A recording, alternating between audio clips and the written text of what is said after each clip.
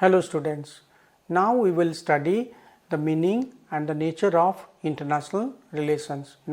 We have discussed the evolutionary history of the discipline, so it would be interesting if we focus what the discipline is actually all about and what is the nature of our discipline. We will be proceeding like this. First, we will be talking about the difficulties in defining the discipline. Then we will understand how the discipline is understood both as a subject and object. There are two different views. So far as the understanding of international relations is concerned, there is a narrow view and there is a broad view, and we can include those narrow and broad view under the traditional view, and there is another view called the current view. Then we will come to the nature of international relations, particularly discussing whether it is a subfield or subdiscipline of political science or it is an autonomous discipline. Now, let me focus on the difficulties in defining the discipline. It is very difficult to define a very dynamic discipline like international relations and fix its nature and scope once for all. Now, we have already discussed how our discipline is dynamic and what was the role of major events and traditions for the evolution and the growth of the discipline. So, it is very difficult to fix its nature and scope and even to have a fixed understanding of its meaning. There are so many reasons for this. First, the term international politics, international relations and global politics were and still used interchangeably, and there is no unanimity among the scholars over the contents of these terms. We have already discussed the issue of nomenclature of the discipline, as some of them describe it as international politics, others call it as international relations, some call it as international studies, and some even call it as world politics or global politics. So, there is no unanimity, and that may be a reason why it is difficult to understand the meaning of the discipline. Global community is dynamic and international environment also changes rapidly, leading to the alteration in our approach and perspective. So, the global environment in which discipline is located, the global environment in which we all are linked, that changes so fast.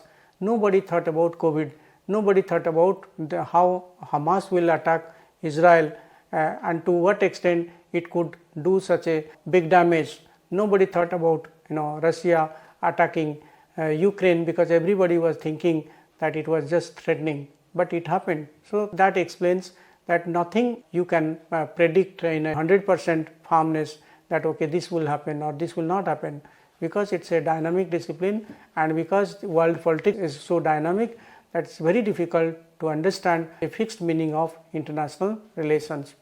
Scholars put forward definitions that explains the essence of the subject rather than its main inquiry areas. So, this is another problem, that whenever any scholar defines international relations, they just focus on the essence of the subject rather than its main inquiry areas. So, that may be another problem why it is difficult to define the discipline. The newness of the subject also create difficulties. If definitions of the old social science disciplines like history, economics or political science are still in the melting pot, then how one can expect any definition of international relations as the last word. So, the traditional social science disciplines, they are still struggling to find what should be the exact meaning, what should be the exact nature, what are the exact areas to study, and it is so difficult for a dynamic discipline like international relations. So, it is another reason why it is difficult to define and understand the discipline in a very fixed way. Still, we will try to understand and analyze some of the important definitions given by prominent scholars of the discipline. So, one good thing can be that when we look at the definitions, that also will help us to understand how dynamic the discipline is. So, that will be clear when we go to the definition part. Let us now focus on how the subject is understood both as a subject and object.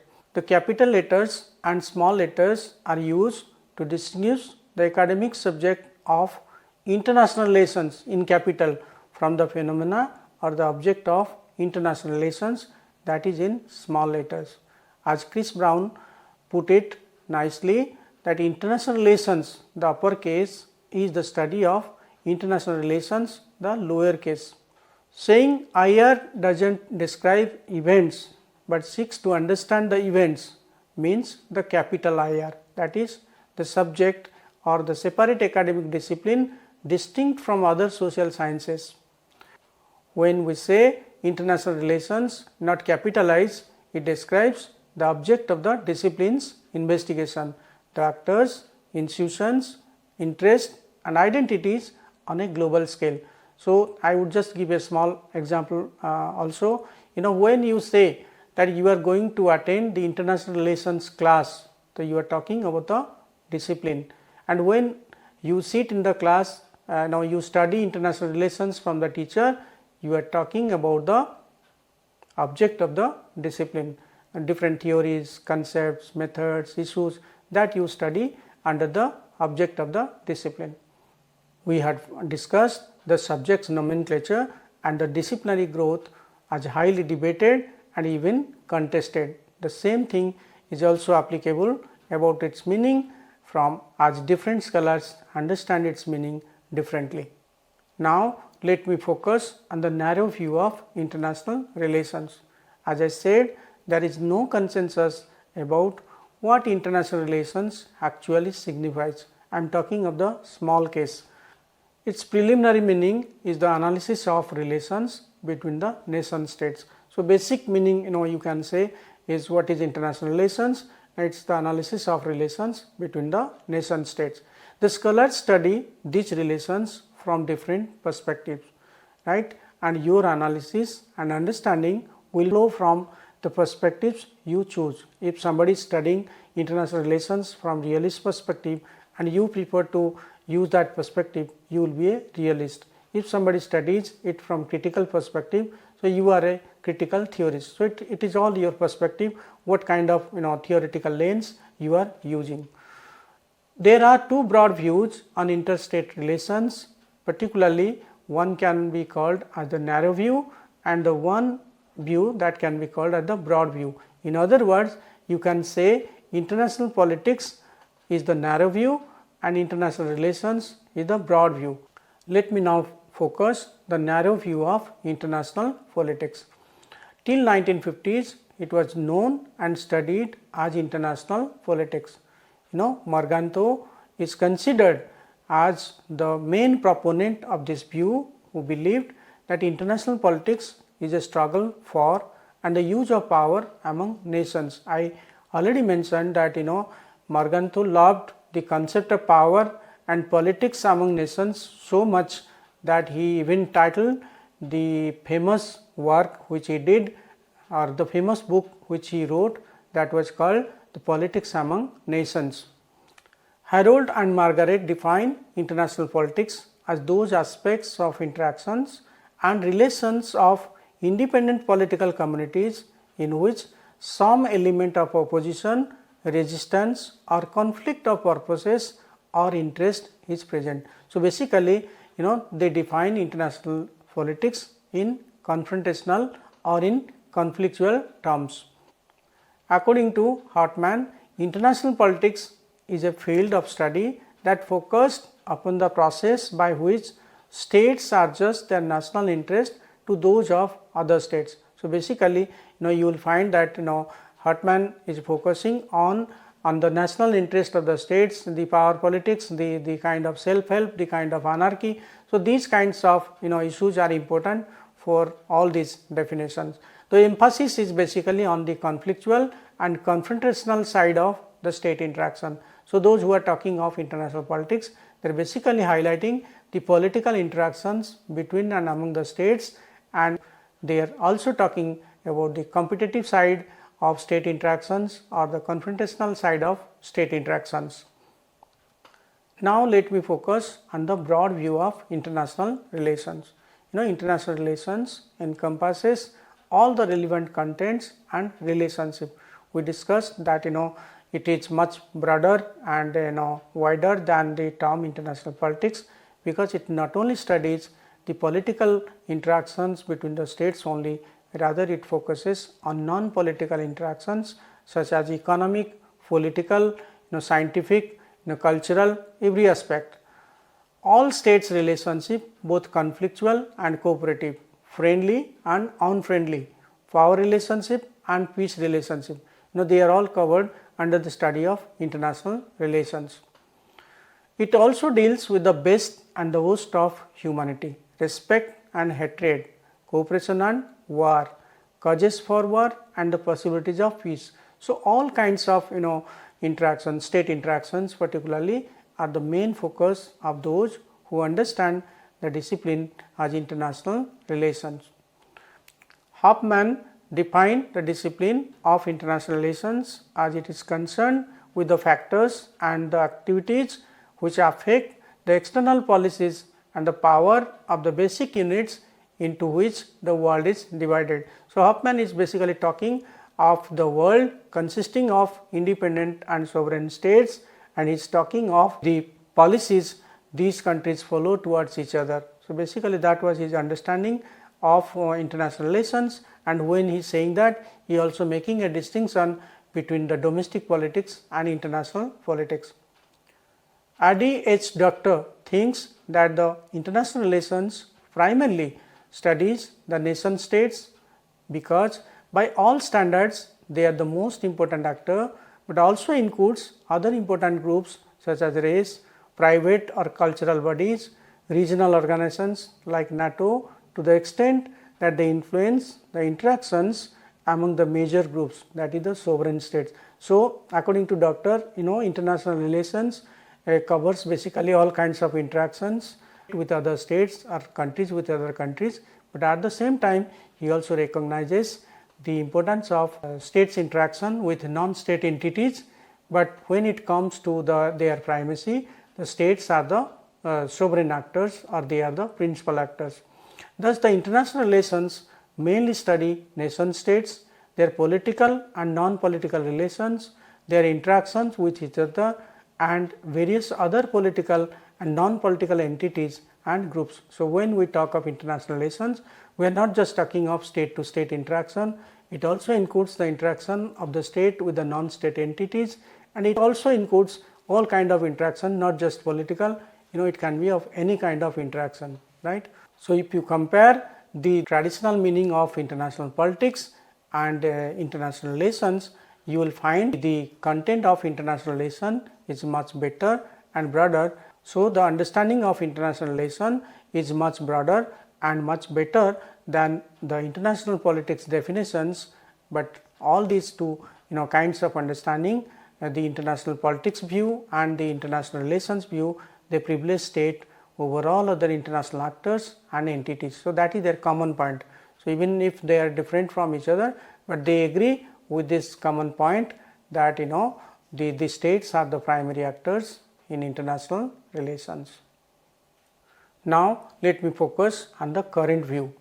The traditional concept entails a notion of international relations in the world of sovereign states, the effects of anarchy on their foreign policies, the patterns of their interactions and the organization of world politics where state actors are regarded as the most crucial ones.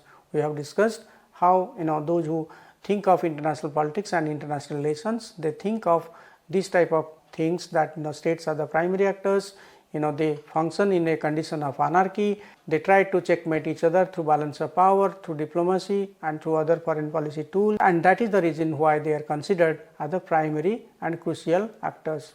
So, traditional view of world of states can be contrasted with a modern view or the contemporary view that considers the world society, right. So, you can compare and contrast the world of states with the world of society, which is the present focus. So, state actors are important, they also play an important role in international politics, but at the same time we should not ignore the cross border activities by all kinds of individual actors, social actors, international organizations or the operation of diplomacy and international law. So, all actors are important, there are sports persons, there are celebrities, there are big CEOs of big companies, there are popular leaders, there are opinion makers. So, they are all important for understanding, their role is important to understand how the world politics actually operates and works.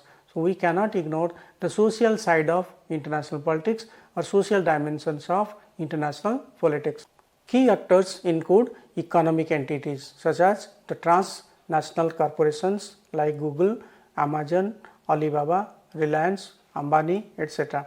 The non-governmental organizations like the Amnesty International, Transparency International, etc.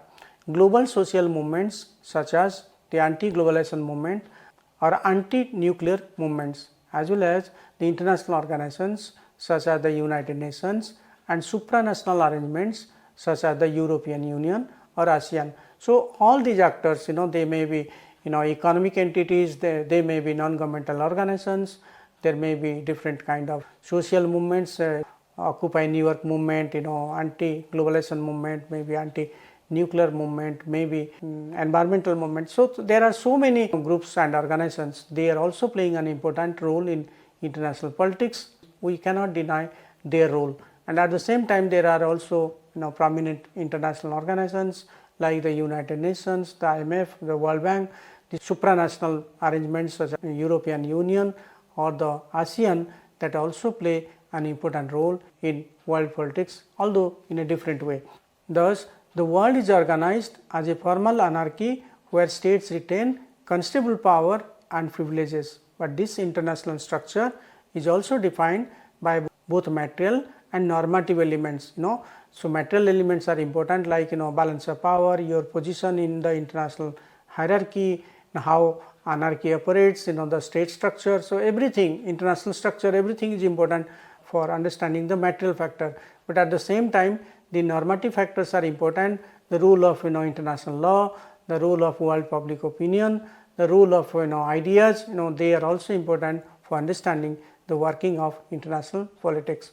Similarly, it is a system where the states share the stage with a multitude of other actors and where trends in global politics are shaped not only by the states, but also by this variety of other actors and forces. So, we have reached at a stage where the states are the main actors, but it is not the only actor.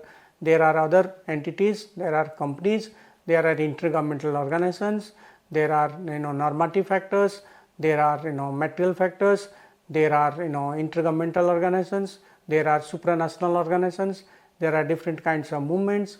So, that will help us to have a comprehensive and a better perspective of international relations. So, the discipline is moving away from the study of international relations and focusing on the study of global society. So, gone are those days when we think of international politics as something like the world of states. Rather, we are now living in a society which is much integrated, which is much globally connected, where there is information technology revolution and where you feel the impact of an event that may have occurred in thousands kilometers away. So, now we are living in a global society, right.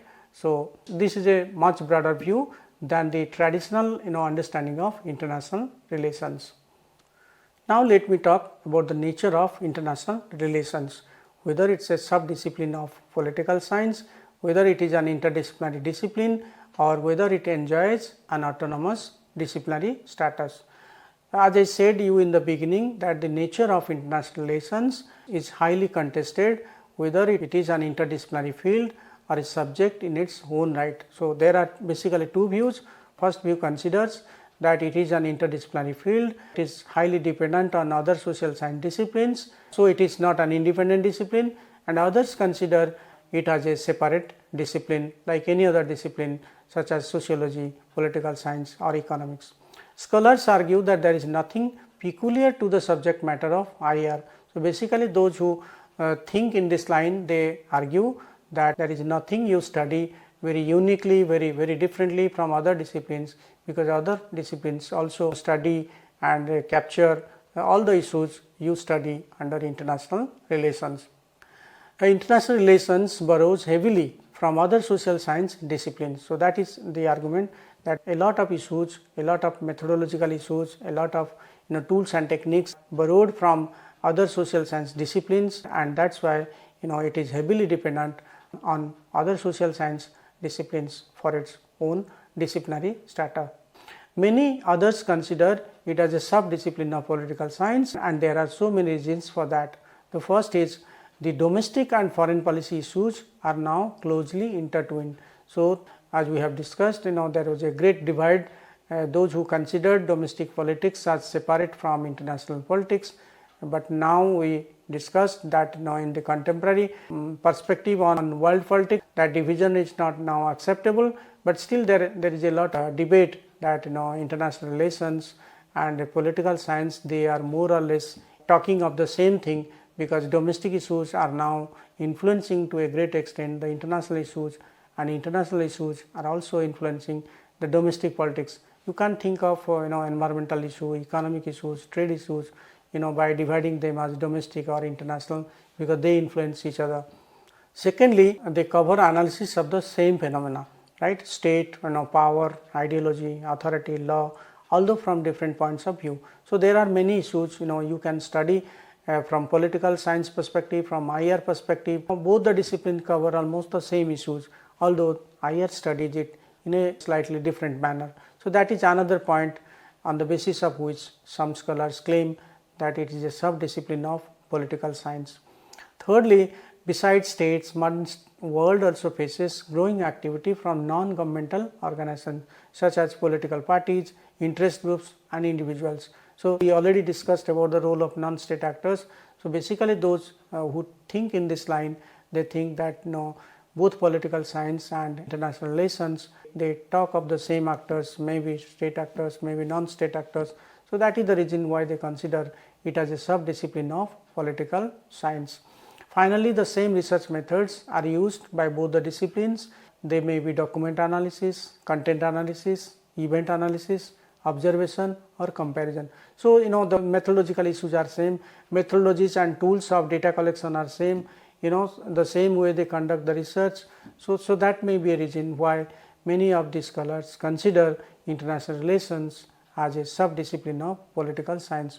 In many Indian universities, IR is taught as a part of political science, including in our university, in Aligarh Muslim University, you are offered a course in international relations as a part of your political science program. So, even if you look at the UPSC Union Public Service Commission, you will find that they are not offering a separate subject on international relations, rather international relations and political science are offered as one and the same optional, what they call PSIR as a subject. So, on that basis there are arguments that political science is a dominant subject and international relations subdiscipline of political science. Now, let us discuss about the autonomous discipline issue. There are still some IR scholars who even think in the same way as the political scientists think that it is a subdiscipline of political science, because there is no consensus on how best to understand its subject matter in conceptual and theoretical terms or its methods of knowledge production. So, basically there is an argument within the discipline of international relations that it is not a separate discipline, because there are so many issues in its conceptual and theoretical arena or its methods of knowledge production that is more or less the same. So, because of this reason, it is not just the political scientists think that it is a subdiscipline of political science, rather some international relations scholars think that it is a subdiscipline of political science. Second, differences in national setting sometimes also lead to the same conclusion. You are studying international relations with Chinese characteristics, you are studying international relations with Indian characteristics, you are studying international relations with African characteristics. So, there are lots of diversity in the study of international relations, and different countries are now studying international relations in their own way, and that may be a reason why there is no unity in the discipline and there is a lot of diversity, and because of this diversity issue, many consider it not as a separate discipline. Many other international relations scholars however consider it as independent academic discipline. So, we have seen how some consider it as a part of political science, how some consider that it is not an independent discipline because it is highly dependent on other social science disciplines. But now there are some scholars who seriously argue that no, it is an independent discipline in its own merit. There are different kinds of argument made for this. Now, the first is the interaction between international relations and other social science disciplines increased over the years, but its dependence on other subjects has been considerably reduced. So, there was no problem or there was no doubt. We have seen that in the early years of international relations, how it borrowed heavily from history, political science, economics, and in major parts of the world it was studied as a part of political science, and still we have seen how it is offered as a paper in political science in India, in Indian universities and colleges. But despite that, we can certainly say that over the years, over the period of time, international relations has established itself as a separate discipline, and its dependence on other social science disciplines has been reduced substantially. Second, an autonomous academic discipline requires mainly a systematic body of theory, appropriate methodology, and a distinct subject matter, and today IR meets all the criteria. So, if you think of an independent discipline and if you give priority to these factors, it must have a separate methodology, it has a systematic body of theory, or it has a distinct subject matter. So, all these things are there. We have already discussed that they are all already there in international relations, and there are arguments that on that basis we can also consider international relation as a separate discipline.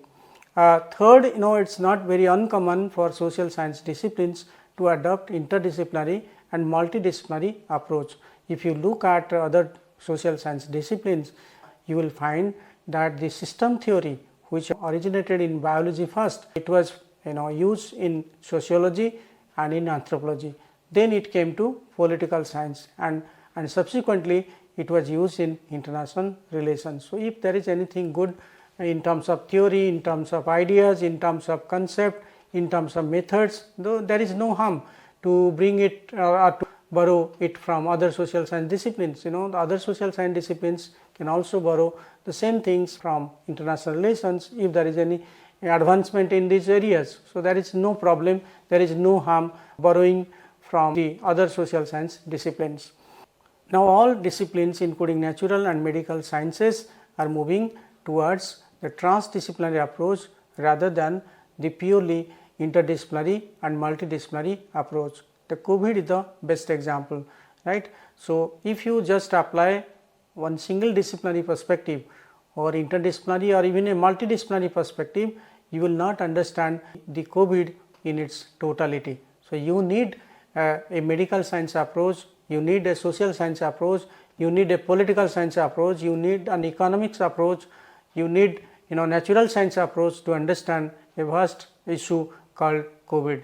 So, for example, if you are a medical scientist, you will look at the medical issues related to COVID. For example, you can think of the origin of the virus, the severity of the virus, the mutation of the virus, the development of vaccines for dealing with the virus. So, these are all medical issues.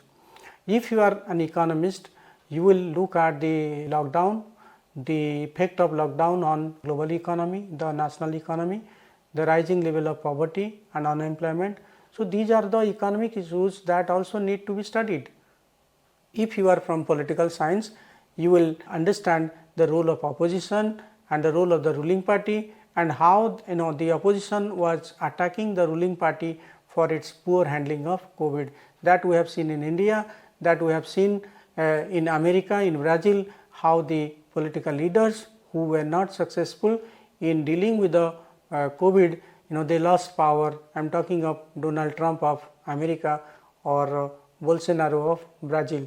So, you need a political approach, how there is politics over COVID, over the origin of COVID, over the spread of the COVID, how there is politics over the distribution of vaccines for dealing with COVID, why India supplied COVID vaccines to Bhutan, to Maldives, to Sri Lanka and many other countries, but why not to Pakistan. So, these are all political issues you have to deal with. So, you need a political approach to deal with a comprehensive phenomena called COVID. You also need a sociological approach. As a sociologist, you have to discuss the role of religion, the role of culture, the COVID appropriate behavior, social distancing. These are the issues that you have to study from a sociological perspective. As a psychologist, you have to study the role of individual factors, the role of psychology, how people, they lost their near and dear family members, how they were unemployed, how they are dealing with mental stress and trauma, how they were feeling lonely, how they committed suicide. So these are the issues that is covered by the psychologist. Then if you are a geographer, you will look at the fact that why many people in Europe, in America, they lost their lives to COVID, and why not in it happened in the same way in Africa, in Asia, or in other continents. So there may be some reason that why more Europeans and more white people were killed due to COVID than the black people. I am not stereotyping the issue, but I am saying there may be a geographical reason. Maybe our immunity is better than those people, or maybe we are familiar with this kind of issues like chikungunya, dengue, and many other issues. So as a geographer, you look at the issue in a very different perspective. You look at the issue why many people have lost their life to COVID in Europe and America in comparison to the people in Asia, Africa, or even Latin America. So there may be some issue from the geographical perspective. There may be some historical perspective. If you want to study COVID from the historical perspective, then you have to look at the history of the pandemic, particularly starting with the Spanish flu of 1918 that affected almost 500 million people at that time, and it also killed 50 million people. So you need a very comprehensive approach, you need a very transdisciplinary approach. You can't divide the subjects into different artificial boundaries and you say that one perspective will help you to understand the issue in its totality. So you need to be a medical practitioner, you need the help of the economist, you need the help of the political scientist, you need the help of the geographer, you need the help of the psychologist. Many people should come together, form a research team and understand the issue as important as COVID. So if all the disciplines are now borrowing from each other, they are influenced by each other, they are borrowing the ideas, the theories, the concepts, the methods from each other. So there is no problem for international relations. So it's natural for every subject nowadays to understand, borrow, get influenced by other disciplines. So on that basis we can say that international relations, it's not just a multidisciplinary discipline, rather it is now trying to become a transdisciplinary discipline, borrowing ideas, borrowing knowledge and methods, perspectives and debates from many other disciplines. That is one thing we must recognize. Thus IR is a dynamic discipline, and this is why its meaning, disciplinary boundaries and knowledge production methods are constantly changing. So that shows that there is no problem in our discipline, because it's a very dynamic discipline as we discussed, and everything, because it's a dynamic discipline, so it is natural that its methods of knowledge production, research methodology, theories, concepts, ideas, everything are changing, and we must accept that. You can't stop the change, right? It's it's popularly said that the only permanent thing in the world is change, and I think there is no other better discipline that can better understand this concept. If change is the permanent thing in the world, so you need a discipline that will analyze, that will understand, that will predict about the change, and that. So this may be a reason why many universities and research institutions in India and abroad, they have started establishing separate international relations departments, as it has emerged as an academic study with a distinct professional identity and discourse. So nowadays people are realizing the importance of international relations, and that is why you will find nowadays many of the universities, not just within the country, many foreign universities, they are also offering separate courses on international studies, on international relations or global politics, whatever you say. So that is how our discipline is so interesting, so fascinating, and so you can say resourceful, that it helps you to understand a comprehensive view of the world, how things are happening in the world, how things are moving in the world, how things are first changing in the world. So, everything you can understand in a very comprehensive, very systematic, very scientific way by studying the discipline of international relations. Let us summarize what we have discussed so far. First, we discussed that it is really difficult to define a very dynamic discipline like international relations and permanently fix its nature and scope. This is because of its interdisciplinary nature, theoretical pluralism, evolving character, and diverse focus areas. We also discussed that capital international relations, that is the subject, is used to distinguish the small international relations, that is the object. We also discussed that there are three different views on the discipline. First, the narrow view, the broad view, and the current view. In the narrow view, we associated with international politics, which concentrates mainly on state-to-state interactions, power dynamics, military security, and traditional diplomacy. The broad view is associated with international relations, which encompasses a wide range of actors, issues, and theoretical perspectives. While it includes the traditional focus on state-to-state relations and political issues, international relations also explores economic, social, cultural, and legal dimensions of global interactions. The current view is associated with global society approach, which extends the scope of analysis even further and highlights the interconnectedness of local and global processes and recognizes that contemporary political challenges often require solutions that transcend national boundaries and traditional political structures. The nature of international relations is also contested, whether it is an independent academic discipline or a subdiscipline of political science. But now it has been widely accepted that international relations has emerged as a separate academic field of study with a distinct professional identity and discourse. So, thank you for your attention. We will discuss about the scope of international relations in our next video. Thank you once again.